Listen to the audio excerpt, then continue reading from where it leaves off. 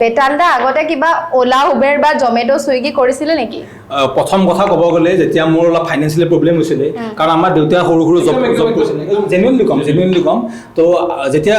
financially problem হৈ গ'ল তেতিয়া মই ডাঙৰ হ'লো BSc পাছ কৰিলোঁ পইচা লাগে তেতিয়া মই ওলাত যে আপোনালোকে আপোনালোকৰ বেছি পইচা নাহে চ' মই ক'লোঁ কি যে মই গুৱাহাটীত যাওঁ ইয়াক কৈ গৈছিলোঁ যে মই গুৱাহাটীত যাওঁ কিবা এটা কাম কৰোঁ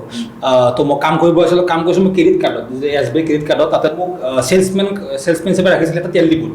ডিপোৰ গাড়ী আহে গাড়ীত মই যাওঁ যে দাদা SBI কাৰ্ড ল'ব মোক যায় যা কি লাগে এইবোৰ ইমান বেয়া ব্যৱহাৰ পাইছোঁ মই তাৰপিছত মই কামটো বাদ দি মই চুইগি মাৰিছিলোঁ চুইগি মই 3 মাহ কৰিছিলোঁ চুইগিত কাম আৰু চুইগি মই ৰাতি 11টালৈ মাৰিছিলোঁ পুৱা 11টাৰ পৰা তাৰ পৰা মান্থলি চলি যায় আৰু 20,000 টকা পাইছিলোঁ তাৰপিছত ভাবিলোঁ কি যে টিকটক আহিছিল তেতিয়া অসমত মানে অসমত আহিছিল আৰু ইণ্ডিভিজুৱেলি টিকটক মই কৰিছিলোঁ টিকটকত অলপ মানুহে মোৰ ভাল পোৱা হ'ল ভাল পোৱাৰ লগে লগে মই ভাবিলোঁ যে মই এইটো লাইনতে গুচি যাম যাই মই নিবুক কণ্টেক্ট কৰিলোঁ আকৌ যে মই আকৌ ভিডিঅ' বনাম তো টিকটকো চলি থাকিল মোৰ মই এটা কথা ক'ব বিচাৰিছোঁ মানে একবাৰ ওলাকে সোমালে তাৰপিছত আৰু ওলাকে যি বাদ দিছে আৰু গুৱাহাটীত আহিল